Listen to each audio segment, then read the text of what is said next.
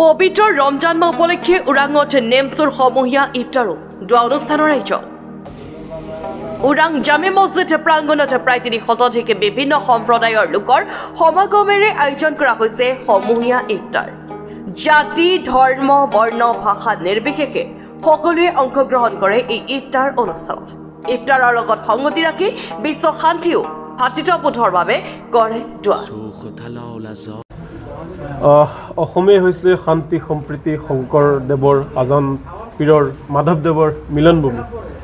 আমি যেতিয়া দুৰ্গা পূজা পাতোঁ আমি সকলোৱে যাওঁ, অহা যোৱা কৰোঁ। আমি ঈদতো যাওঁ, আমি বিহুতো যাওঁ। গতিকে এয়া হৈছে বৃহত্তৰ অসমীয়া জাতিৰ এটা কলা কৃষ্টি সংস্কৃতি আৰু বিশ্ব ইছলাম ধৰ্মৰ পবিত্ৰ মাহ এয়া। আৰু পবিত্ৰ মাহ উপলক্ষে সমগ্ৰ বিশ্বত এতিয়া ইছলাম ধৰ্মী লোকসকলে ৰমজানৰ ৰোজা ৰাখি আছে আৰু সন্ধিয়া সময়ত যিটো আপোনাৰ ইফতাৰ। আৰু অনুৰূপ আজি আমাৰ এই ওদালগুৰি জিলাৰ এই ওৰাং জামে মছজিদত আজি আমি সমূহীয়া ইফতাৰ আৰু দোৱা অনুষ্ঠানৰ আমি আয়োজন কৰোঁ। ইয়াত সকলো জাতি জনগোষ্ঠী বিভিন্ন দল সংগঠনৰ লোকে আমাৰ অভিনেতাৰ পৰা আৰম্ভ কৰি সকলো লোকে আমাৰ এই সমূহীয়া যি ইফতাৰ এই ইফতাৰত অংশগ্ৰহণ কৰে। আমি বিটিচিৰ মুৰব্বী প্ৰমোদ বড়ো ডাঙৰীয়াৰ OSD শ্ৰীযুত ৰাজু ঢাকাল ডাঙৰীয়াকো আমি নিমন্ত্ৰণ জনাওঁ, তেওঁকো ধন্যবাদ জনাইছোঁ। তেওঁৰ সময় কিছু ওলাই আমাৰ মাজত তেওঁ আহিছে, তেওঁক ধন্যবাদ জ্ঞাপন কৰিছোঁ। আৰু আগন্তুক দিনতো আমি আশা কৰোঁ যে এনেকুৱা ধৰণৰ আমি মিলা প্ৰীতিৰে চলি যাম।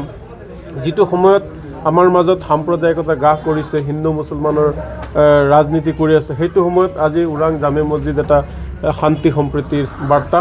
তো এই বাৰ্তাৰ পৰা সকলোকে অনুৰোধ জনাম যে অসমত এনেকুৱা ধৰণৰ সমন্বয় আমাৰ মাজত জীয়াই থাকক, মানুহ আৰু মানৱতা মানুহৰ মাজত বৰ্তি থাকক। পৃথিৱীত থকালৈকে যাতে আমি এনেকুৱা মিলি আমি পৃথিৱীৰ ভালৰ হকে, মানৱ জাতিৰ কল্যাণৰ হকে, মানৱ জাতিৰ মংগলৰ হকে যাতে আমি সকলো হিন্দু মুছলমান মিলিজুলি আমি এনেদৰে আল্লাহ ভগৱানৰ ওচৰত দোৱা প্ৰাৰ্থনা কৰিব পাৰোঁ, তাকে আমি কামনা কৰোঁ। পবিত্ৰ ৰমজান মাহত সমূহ ইছলাম ধৰ্মী আমাৰ জনগণক আগন্তুক আহিবলগীয়া ঈদ আহি আছে, ঈদ তথা ৰমজানৰ সকলোকে শুভেচ্ছা জনালোঁ। আৰু আজি এই মছজিদত আহি নথৈ আনন্দিত হৈছোঁ। এনেদৰে আমাৰ মৰমৰ এনাজৰীদাৰ সদায় বান্ধ খাটি থাকিব লাগে আৰু থাকিবও। যিমান ষড়যন্ত্ৰ নকৰক, যিয়েই নকৰক, অলপ সময়ৰ বাবে হয়তো আমাৰ মাজত কিছু বিশৃংখলতাৰ সৃষ্টি হ'ব পাৰে, কিন্তু আজিৰ এই মছজিদৰ পৰাই সকলোৱে জানিব যে আমাৰ একতাৰ এনাজৰীডাল কোনেও ছিঙি পেলাব নোৱাৰে। আৰু আমি সকলোৱে এনেকৈ মিলিজুলি আমি আগবাঢ়ি যাব লাগিব, অসমখন উন্নতিৰ দিশত লৈ যাব লাগিব। আহক আজি এই ৰমজান মাহত সকলোৱে একত্ৰিত হওঁ, এজনে সিজনক সহায় কৰোঁ আৰু একেলগে হাত ধৰি আগবাঢ়ি যাওঁ। আপোনালোকে জানে এই মাহত ৰমজান পবিত্ৰ ৰমজান চলি আছে আৰু আজি 19তম দিন আৰু 11 দিন বাকী আছে। চ' এই পবিত্ৰ ৰমজানৰ মাজতে আমি আমাৰ মাজত যিটো মিলা প্ৰীতি বা আমাৰ যিটো সমন্বয় সেইটো ৰাখি কণ্টিনিউ কৰি পেলাই আজি আমাৰ ওৰাং জামে মছজিদত নেমচুৰ নেতৃত্বত বা ইয়াৰ আমাৰ আঞ্চলিক যিখিনি কমিটি আছে জামে মছজিদৰ কমিটি, তেওঁলোকৰ নেতৃত্বত আজি এটা ভাতৃত্ববোধৰ চিনাকি বা ভাতৃত্ববোধৰ এটা পিকচাৰ দেখা পোৱা গৈছে। আৰু মোক নিমন্ত্ৰণ কৰাৰ বাবে মই যথেষ্ট সুখী আৰু ইয়াত আহি বিৰাট ভাল পাইছোঁ।